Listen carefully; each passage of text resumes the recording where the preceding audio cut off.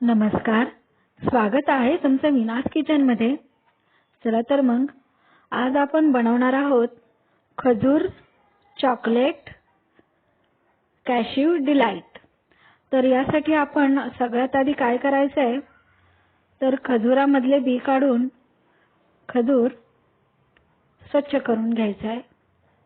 खजूरमध्ये आपण काहीही टाकणार नाही आहोत, काहीही फिलिंग करणार नाही आहोत।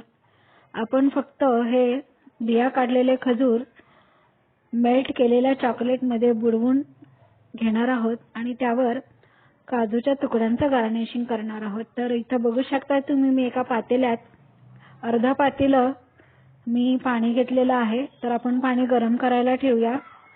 पाणी गरम झाल्यावर त्यानंतर असं रिकामं पातेलं ठेवूया आणि त्यामध्ये हे जे मिल्क चॉकलेट कंपाऊंड आहे ते डबल बॉयलर सिस्टीम प्रमाणे आपण मेल्ट करून घेऊया।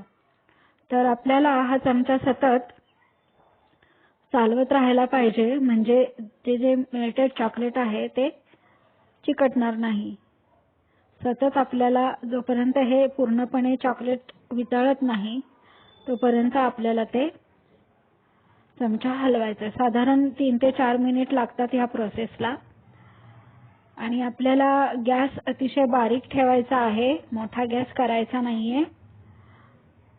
तर 2 ते 3 मिनिटात हे चॉकलेट होतंय। ह्या चॉकलेटमध्ये ना ऑलरेडी साखर आहे, त्यामुळे मी साखर वगैरे काही मिक्स करणार नाहीये।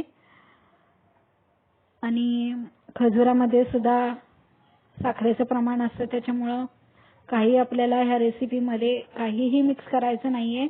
फक्त आपल्याला काय करायचंय, हे जे वितळलेलं चॉकलेट आहे त्याच्यामध्ये आपल्याला खजूर असे चमच्याने बुडवून असे गार व्हायला बाजूला ठेवायचे आहेत आणि थंडगार झाल्यावर ते खायचे आहेत।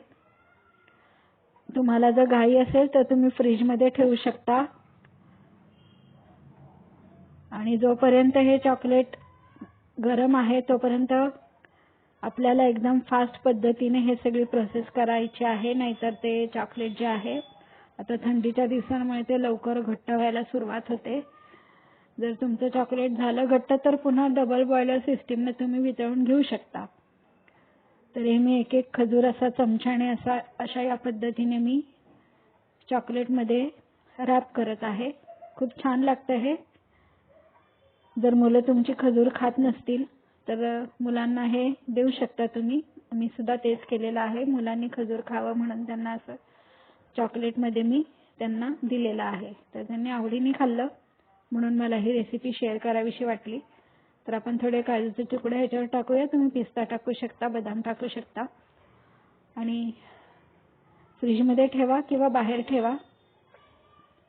आणि जेव्हा ते हे चॉकलेट होईल, त्याच्या घट्ट होईल तेव्हा खा, खूप छान लागतं। दुबई स्टाईल चॉकलेट जे असतं ना ते मी इथे थोडंसं कॉपी करण्याचा प्रयत्न केलेला आहे।